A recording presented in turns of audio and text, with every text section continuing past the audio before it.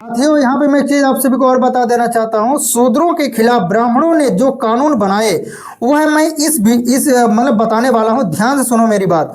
शूद्रों का स्थान वर्ण व्यवस्था में अंतिम रखा गया है। शूद्रों का स्थान वर्ण व्यवस्था में अंतिम लास्ट में रखा गया है। दूसरा नंबर है, शूद्र अपवित्र हैं, अतएव उसके सन्मुख मतलब उसके सामने अथवा उसके सुनाने में कोई वैदिक कर्म नहीं हो सकता। मतलब वो कुछ भी कर्म है ही नहीं उसको सुनाने को। तीसरा है, शूद्र का वह सम्मान नहीं है जो अन्य वर्णों का है। मतलब यानी शूद्रों का जो सम्मान अन्य वर्णों का है उसका बिल्कुल भी नहीं है। चौथा है, शूद्रों के जीवन का कोई मूल्य नहीं है, उसका कोई मूल्य है ही नहीं है। उसको चाहे कुछ भी करो कोई मतलब नहीं है, मतलब यानी कि कोई है ही नहीं है। आप समझ रहे हो ना दोस्तों। उसका वध कोई भी बिना दंड दिए कर सकता है, और यदि कुछ देना पड़े तो अन्य तीन वर्णों की अपेक्षा बहुत कम है। अब सोचो, तीनों वर्णों की अपेक्षा मतलब बहुत कम है यार, कितनी घटिया गिरी। अब क्या मैं सोच के अब क्या होता, लेकिन आप लोग वीडियो को अंत तक देखेंगे नहीं, सुनेंगे नहीं मेरी बात को। पांचवा है, शूद्र को पढ़ाना नहीं चाहिए, उसे पढ़ाना पाप है तथा जुल्म है। छठवां है, शूद्र कोई जायदाद या संपत्ति नहीं रख सकता, और ब्राह्मण जब चाहे शूद्र की सब संपत्ति हरण कर सकता है, यानी कि ले सकता है। सातवां है, शूद्र को कोई राजपद प्राप्त नहीं हो सकता है। आठवां है, शूद्र का कर्तव्य केवल जातियों की सेवा करना है, इसी में उसकी मुक्ति है। अब ये सोच सकते हैं आप लोग। नौवां है क्या, शूद्र के साथ किसी उच्च वर्ण की शादी नहीं हो सकती है। उच्च वर्ण वाला शूद्र स्त्री को व्यभिचार के लिए रख सकता है। यदि शूद्र किसी उच्च वर्ण की स्त्री को स्पर्श करे तो उसे कठिन दंड दिया जाए। बाप रे, कितना खतरनाक कानून। जो आप लोग ऐसी चीजों को नहीं जानते तो आप सभी को शेयर करना चाहिए, बताना चाहिए कि हमारे विरोध में ये लोग कितना कड़ा कानून लेके रखे थे। बाबा साहब की ये किताब नहीं होती तो ये सब हमें जानकारी भी नहीं होती।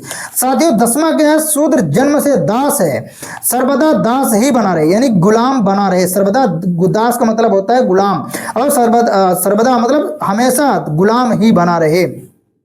दोस्तों, इस संक्षिप्त वर्णन में बातें प्रकट होती है कि पहले यह है कि ब्राह्मणों ने अपना विधान रचना का अधिकार शूद्रों के खिलाफ युक्त किया है, और दूसरी यह है शूद्रों के खिलाफ ब्राह्मणों को ये अधिकार प्राप्त है जो वर्णों को नहीं है। जैसे यदि कोई शूद्र ब्राह्मण के खिलाफ कोई जुल्म करता है तो वह अधिक दंड का भागी है, परंतु यदि वही जुल्म वह क्षत्रिय तथा वैश्य के प्रति करता है तो दंड उतना कठिन ना होगा। ब्राह्मण यज्ञ के लिए जब चाहे तब शूद्र की संपत्ति हरण कर सकता है। यदि किसी देश का राजा शूद्र है तो उस राज्य में ब्राह्मण नहीं रह सकता है। क्या ब्राह्मणों को शूद्रों से कोई विशेष शत्रुता थी? ब्राह्मणों का शूद्र के साथ यह बर्ताव जल्लाद मतलब जल्लाद जैसे था है, परंतु ब्राह्मण के ऊपर इसका कोई असर नहीं है, क्योंकि समय परंपरा से ब्राह्मण यह समझते हैं कि शूद्र इसी के बर्ताव के काबिल हैं। शायद वह यह भी समझते हैं कि और देशों में भी इसी प्रकार की जातियां हैं। क्या यह बात सच है? दोस्तों, मेरा जो वीडियो है बहुत लंबा हो जा रहा है, क्या करूँ। ये सिर्फ बुक है इतनी बाबा साहब अम्बेडकर की, मैंने सोचा चलो आपको सभी को मैं बताता हूँ। तो 7वां अध्याय क्या कहता है, शूद्र क्षत्रिय हैं। बाबा साहब अम्बेडकर जी कहते हैं कि शूद्र हमारा जो समाज है वो क्षत्रिय हैं, यानी कि रक्षा करने वाले। यह सिद्ध हो चुका है कि शूद्र अनार्य नहीं है। तो ये क्या है, इसका उत्तर निम्नलिखित है, बता रहा हूँ। शूद्र आर्य हैं, शूद्र क्षत्रिय हैं। शूद्र का स्थान क्षत्रियों में उच्च था, मतलब सबसे ऊंचा था, क्योंकि प्राचीन काल में कई तेजस्वी और बलशाली राजा शूद्र थे। यह मत इतना अनोखा है कि इसे बिना प्रमाण लोग मानने को तैयार नहीं होते हैं। अतएव अब प्रमाण की जांच की जाए। पहला प्रमाण महाभारत शांति पर्व अध्याय 60 श्लोक में है, श्लोक 38-40 में दिया बताया गया है। ऐसा सुना गया है कि प्राचीन काल में एक पैजवान नामक शूद्र ने अपने यज्ञ में इंद्रगृह का आदेशानुसार 7 सहस्त्र पूर्ण पात्र दक्षिणा दी।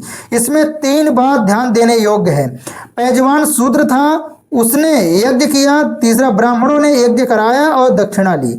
उपरोक्त पाठ राय महाशय कृत महाभारत से लिया गया है। पहला प्रश्न इस संबंध में यह है उठता है, क्या यह पुस्तक सही और माननीय है? इसके बारे में राय महाशय कथन है कि इस महाभारत की पुस्तक 45 साल पूर्व रॉयल एशियाटिक सोसाइटी बंगाल के आधिपत्य में बंगाल के पंडितों ने पंडितों ने और एक संस्कृतज्ञ अंग्रेज महाजय ने बनाई। सारे भारतवर्ष में हस्तलिखित महाभारत की प्रतियां मंगाई गई थी और जांची गई थी।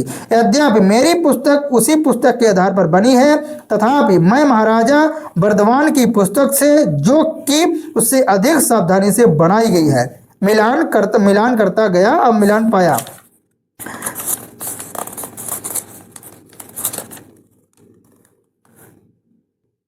दोस्तों यह बुक का सबसे लास्ट पेज है। इसमें कुछ बातें ऐसी लिखी गई है। बाबा साहब लास्ट में लिखते हैं, मेरा सिद्धांत इस सब पहेलियों का उत्तर बताता है। पृष्ठ 84 पर जो 6 बातें लिखी है उनमें से 1 और 4 से यह पता चलता है कि शूद्र राजा और मंत्री कैसे हो सकते थे और ऋषिगण उनका कृपा पात्र क्यों चाहते हैं। 5 और 6 से यह पता चलता है कि शूद्रों के उपनयन के बारे में झगड़ा क्यों हुआ, शूद्रों से उपनयन का अधिकार क्यों छीन लिया गया, और यदि कोई ब्राह्मण शूद्र का उन्नयन करावे तो इसे दंडित क्यों किया। वास्तव में शूद्रों के बारे में ऐसा कोई प्रश्न नहीं है जिसका उत्तर मेरे सिद्धांत से ना दिया जा सके। अतः मेरा सिद्धांत शूद्रों की उत्पत्ति और पतन के बारे में सर्वथा उपयुक्त है। ये बाबा साहब अम्बेडकर जी लिखते हैं। साथियों, अगर मेरा वीडियो बाबा साहब अम्बेडकर के विचार आपको अच्छा लगा, जरूर आप लोग वो कीजिए, शेयर कीजिए, इस वीडियो को ज़्यादा से ज़्यादा कीजिए। देखो दोस्तों, मैंने बम्बई में बाबा साहब अम्बेडकर का जो स्थान है वहाँ पे मैं गया था, किताब मैंने लिया। मैंने सोचा चलो आपके बारे में बाबा साहब अम्बेडकर के मैं बताऊँ शूद्र कौन थे। तो आप सभी को कैसा लगा दोस्तों, आप सभी लोग बताना जरूर। आप सभी को मेरा क्रांतिकारी नमो बुद्धाय। जय भीम, जय भारत, जय संविधान।